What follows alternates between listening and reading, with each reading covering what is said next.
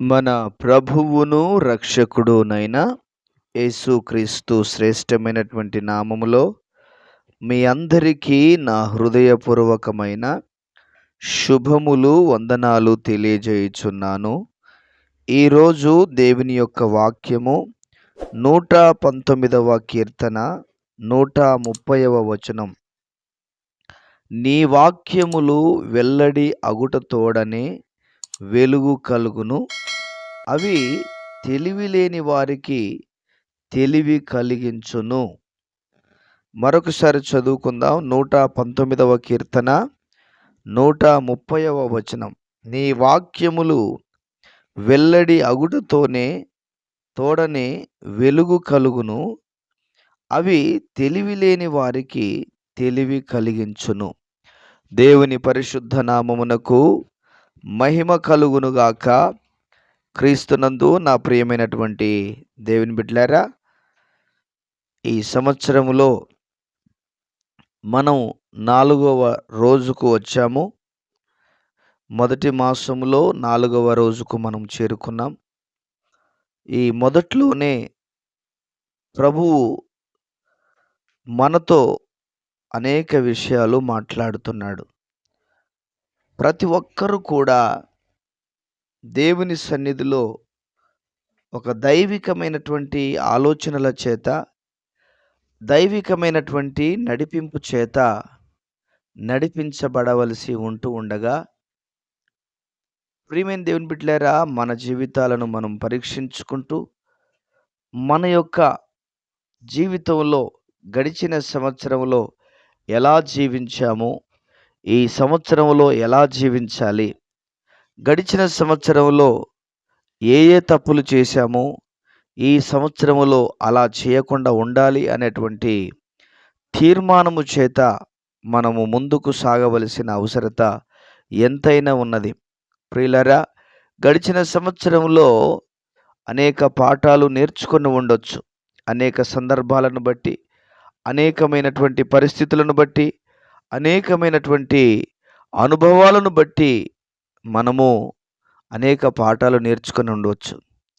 ఆ పాఠాల ద్వారా మనలను మనం మెలకువగలిగి నడుచుకోవాల్సినటువంటి అవసరత ఎంతైనా ఉన్నది అని తెలియజేస్తున్నాను.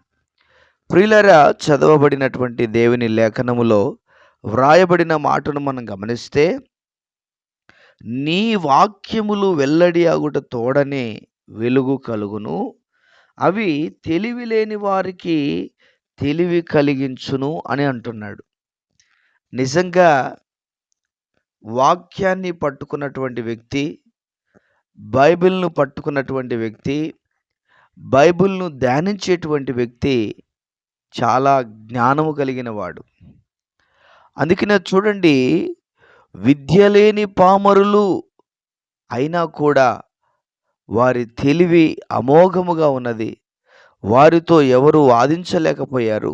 వారితో ఎవరు, నా ప్రియమైన దేవుని బిడ్డలారా, ప్రశ్నలు వేయలేకపోయారు, జవాబులు చెప్పలేకపోయారు.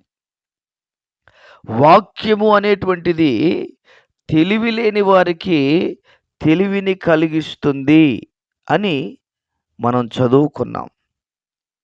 నిజమే, వాక్యము ద్వారా మనము తెలివి కలిగి జీవించవచ్చును. తెలివి అనగా ఏది చేయాలో, ఏది చేయకూడదో, ఎలా జీవించాలో, ఎలా జీవించకూడదో తెలియపరిచేటువంటి విషయమే తెలివి. కనుక ప్రియమైన దేవుని బిడ్డలారా, దేవుని వాక్యము ద్వారా మన జీవితాలకు ఎన్నో అవసరమైనటువంటి మేలులు, ఎన్నో అవసరమైనటువంటి కార్యాలు వాక్యము ద్వారా ఉన్నాయి. అదే సమయంలో తెలివి లేని వారికి తెలివిని కలిగిస్తాయట. తెలివి లేని వారికి తెలివిని కలిగిస్తాయట. ఎవరు? దేవుని యొక్క వాక్యములు, జ్ఞానము కలిగినటువంటి మాటలు.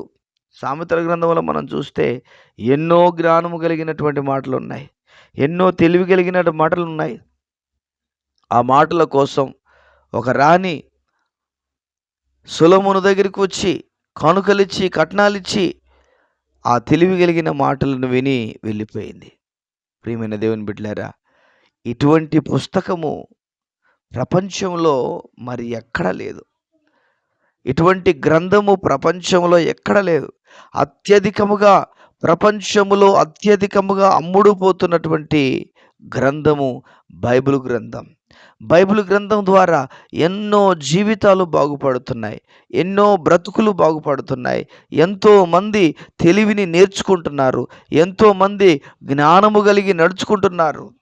అయ్యో, ఇప్పటి వరకు నా జీవితాన్ని నేను కోల్పోయానే అనేటువంటి పరిస్థితుల్లో జ్ఞానము లేని వారు సైతము జ్ఞానము కలిగిన వారిగా మార్చబడుతున్నారు.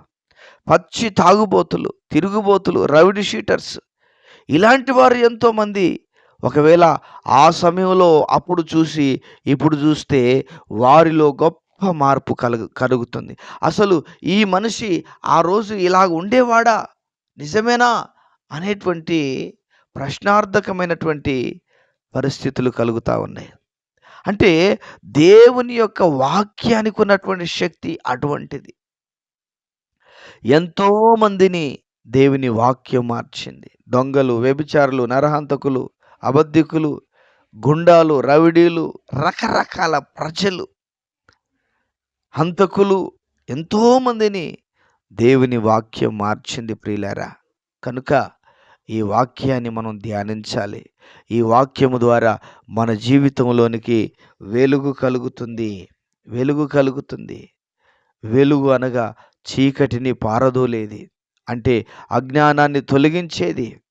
కనుక నా ప్రియమైన దేవుని బిడ్డలారా, దేవుని బిడ్డలుగా ఉన్నటువంటి మనము దేవుని వాక్యాన్ని చదవాలి, దేవుని వాక్యాన్ని ధ్యానించాలి, దేవుని యొక్క వాక్యము ప్రకారము జీవించగలిగిన వారంగా మనం ఉండాలి.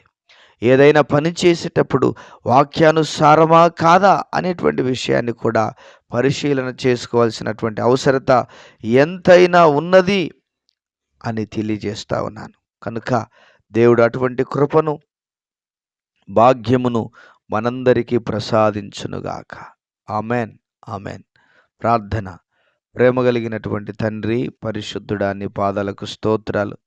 విన్న వాక్యాన్ని మా వినికిడిలో దీవించండి, మా బ్రతుకులో దీవెనకరంగా మార్చండి, మా జీవితాలకు ఆశీర్వాదకరంగా మార్చండి, బలపరచండి. గొప్ప కార్యాలను మీరు జరిగించి మీ గొప్ప నామమునకు మహిమను తెచ్చుకోవలసిందిగా మీకే కృతజ్ఞతలు, మీకే స్తోత్రాలు, వందనాలు చెల్లిస్తున్నాను. ఘనమైన కార్యాలు జరిగించు, గొప్ప కార్యాలను జరిగించండి. విన్న వాక్యాన్ని వింటున్నటువంటి బిడ్డలందరినీ మీరు దీవించి, ఆశీర్వదించి, బలపరిచి ఘనమైన కార్యాలు జరిగించమని మీకే కృతజ్ఞతాస్తుతులు, స్తోత్రాలు చెల్లిస్తూ యేసు ఉన్నతమైన నామములో ప్రార్థన చేసి వేడుచున్నాము తండ్రి.